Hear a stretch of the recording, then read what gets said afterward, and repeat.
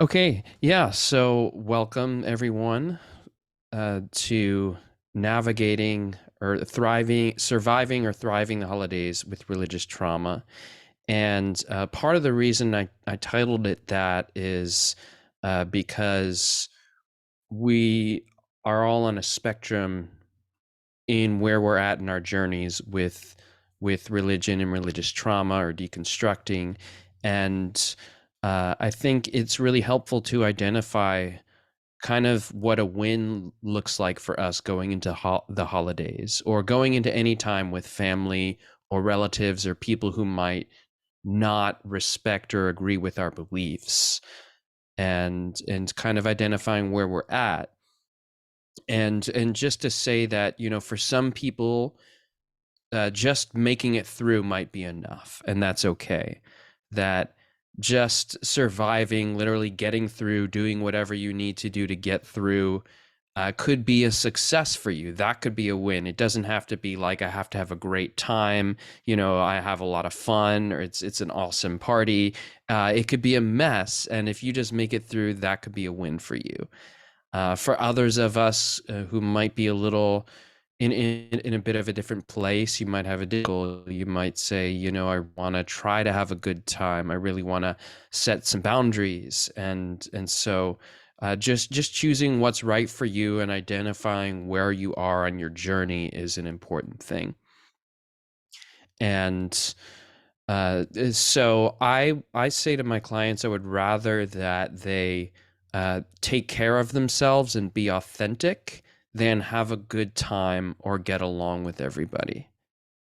And so I think that's really important for a lot of us coming out of a religion or a cult or a group that was controlling, to be authentic and to be okay with ourselves and to express ourselves, and that not to have the number one goal being everyone being okay or taking care of other people's emotional responses to us. Not that we want to try to necessarily start fights or anything, um, but that really being authentic is the reason why a lot of us left a fundamentalist or controlling group in the first place. So to work towards doing that around other people is a good thing and a win. So one thing I wanted to address, just going into the holidays, is a mindset issue. I think a lot of people with religious trauma carry a lot of shame. For one thing, just often because of the religion itself could teach you to be ashamed that you're a sinner, you have a sinful nature. But the other reason is that it can teach that if you've left the group, you're viewed with shame or contempt. You may be blacklisted, you may be shunned, or you just may be looked down on by maybe family or relatives or people who are still in the group, as if you have gone astray. You're the black sheep. Words like these things that you've left the fold and you've done something wrong. You've done something bad. You're not good enough, or there's something insufficient with you. When really, I want to suggest it's the exact opposite, that for the vast majority of people who leave these groups, they do it out of integrity, out of a passion for their understanding of truth and wanting to be authentic, wanting to have a coherent identity. And so just to say that you have nothing that you need to explain to anyone. Often going into these scenarios, like people can, if maybe we've just recently deconverted or made a change in our religion, people might approach you like, hey, well, why did you change? What's wrong? What went on? And uh, just to say that you have no need to justify yourself or your beliefs to anyone, that you don't need to accept the frame or position that someone might put on you of, well, I need to give an explanation for why I've changed my perspective, or for why I'm no longer part of this religion, or for why I don't want to participate in Christmas caroling or go to church or whatever. that you can literally just say, I don't want to talk about it, or I don't want to do this, or I've decided to make a change, and that's enough. You have nothing to defend to anyone, and hopefully we can go from not only a place of not feeling shame, but also to self-worth, and also to a sense of pride and accomplishment in who we are. Pride in a positive sense, that we're proud of ourselves, that we believe in the decisions that we've made, and that we're happy with the choices that we've made, and that we've made it because it makes sense for us.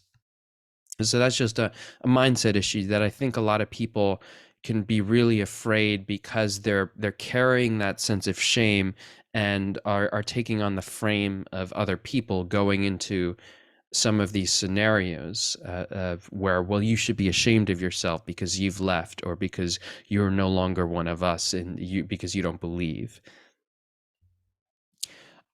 So another thing is, a lot of times we can have a fear of confrontation, and this is understandable for obvious reasons. It's unpleasant, it's uncomfortable. But I want to suggest that going into the holidays, it's okay if things get messy.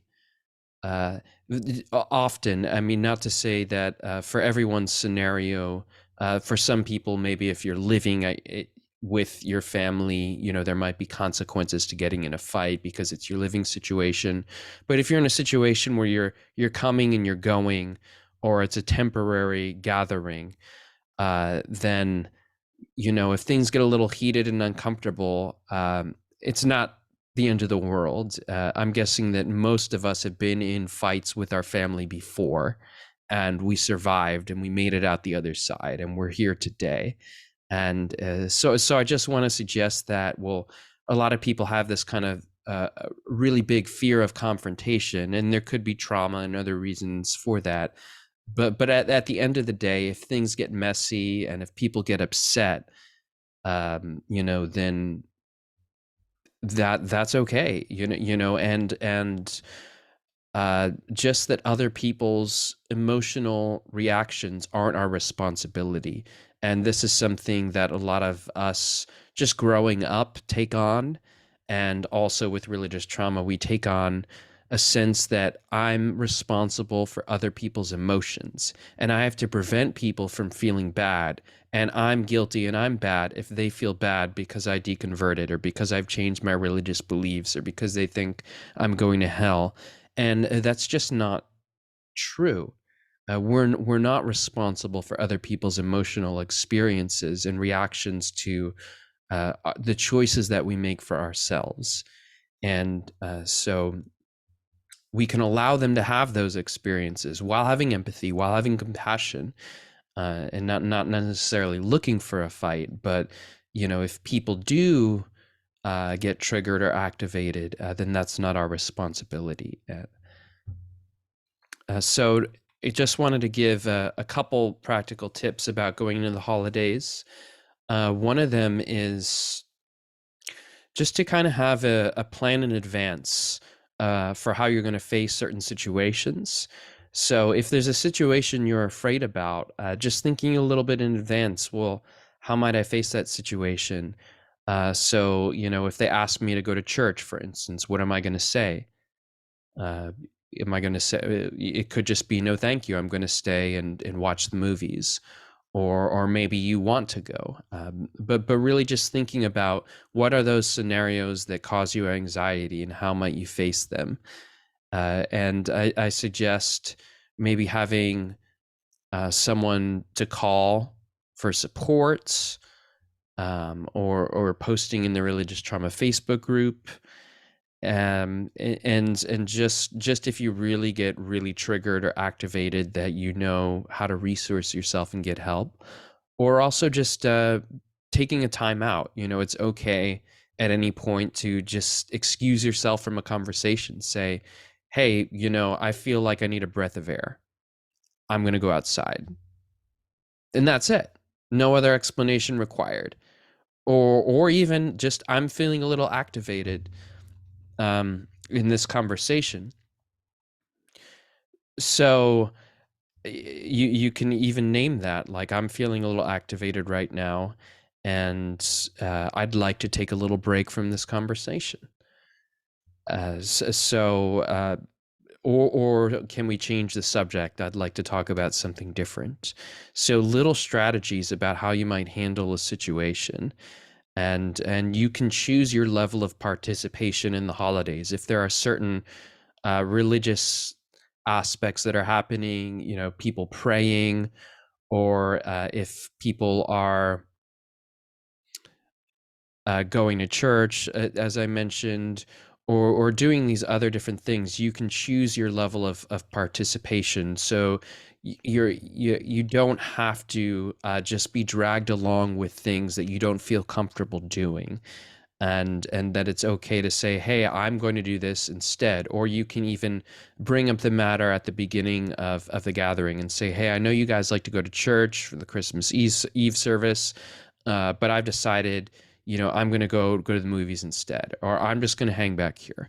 And if they ask you, you could say, I just don't want to go, or whatever you want to say. Just thinking about these things in advance, and it doesn't necessarily have to be a big thing. And also just about what if somebody does uh, bring kind of confront you, or bring something up, and um, you might, if someone I guess the question is, will you engage in a debate? Do you want to talk about something where you have a matter of religious or political difference? Or do you want to change the subject?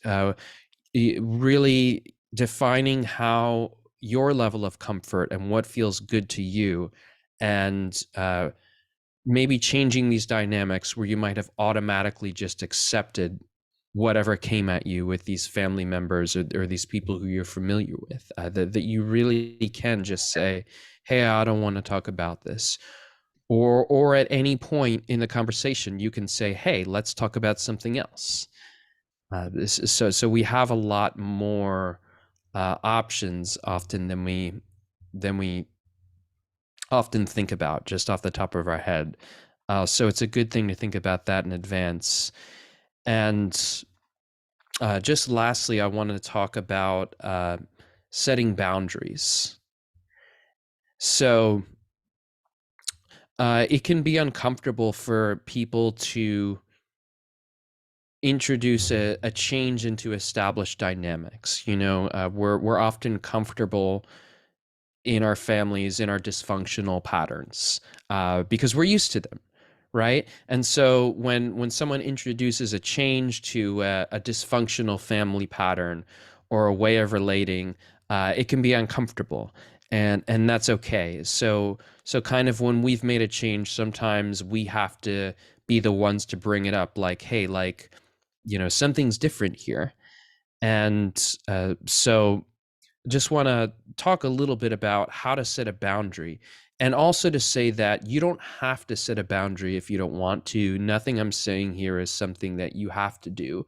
You could just go through the holidays and just kind of sit on the side and watch and be triggered, and not set any boundaries, and that's okay. Or you might be in a situation where people don't actually argue about religion with you, and there's sort of an unspoken rule, an implicit boundary that's respected, and as long as that's working for you, that's fine. And there's another thing that could happen. You might have a fight, flight, or freeze response when someone brings up a religious topic, or kind of starts praying or something like that, where you want to set a boundary, but you freeze and you just sort of let it happen. So just to acknowledge that that can happen, that that's a natural human response, and not to beat yourself up if you sort of allowed something to happen that you didn't want to happen. Uh, I just really want to encourage people to give yourself a pass here, that this isn't an easy thing necessarily. And it's okay if you don't do it the way that you wanted to do it. Even just having the awareness that that's happening. Oh, I'm being triggered. Oh, I'm in a freeze response. That's a step in the right direction to eventually making a deeper change. And that sometimes there are deeper traumas here that we need to work on our own before we can take these bigger steps. Um, but so if you do want to establish a boundary, the first thing about a boundary is that it should be clear. A boundary is very clear. Like, here's the line. This is what it is.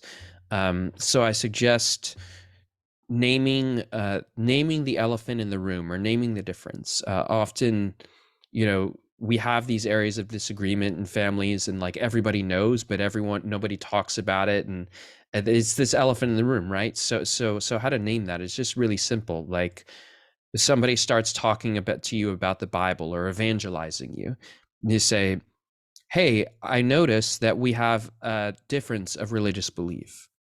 Very simple. I notice we have a political difference here. So it's not even confrontational. It's just descriptive. We have a difference of belief about this. So that's clear. That's naming the difference.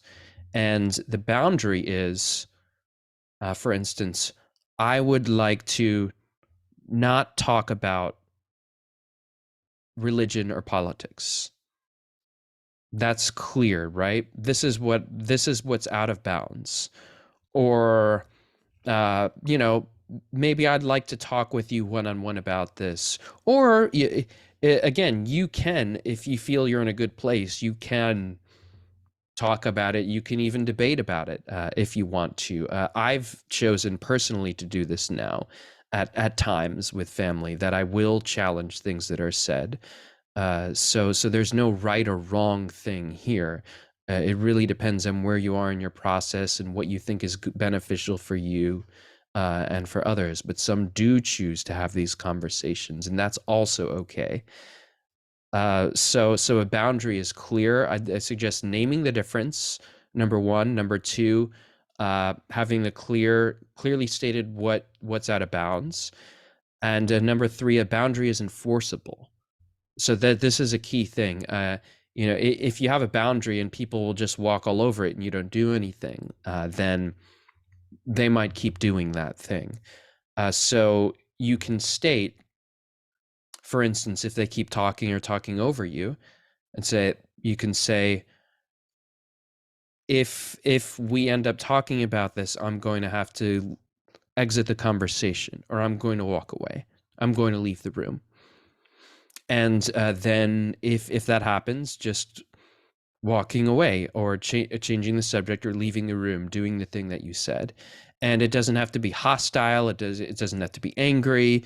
I mean, if you get triggered and angry or upset again, like that's okay too. But it's just a simple way of enforcing it. Like, hey, I said I was going to do this. I'm going to do this. I'm going to walk away, and I'll come back, talk to you again.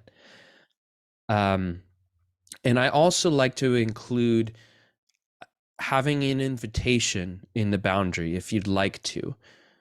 So some people even choose not to talk to or engage with certain people in their families. That's also an option.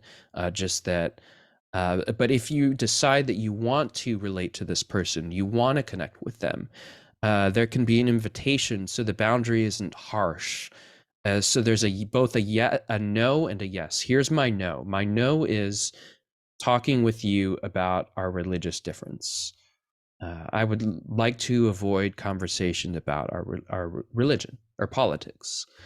But my yes is, I'd love to talk with you about sports, or something maybe where you have a connection with this person, where you have a human connection, or some area where you enjoy your relationship, or an area where you would like to connect with them. But I would love to talk with you about this instead, or I really appreciate this about our relationship. So why don't we talk about this instead? So it doesn't feel like just a total shutdown.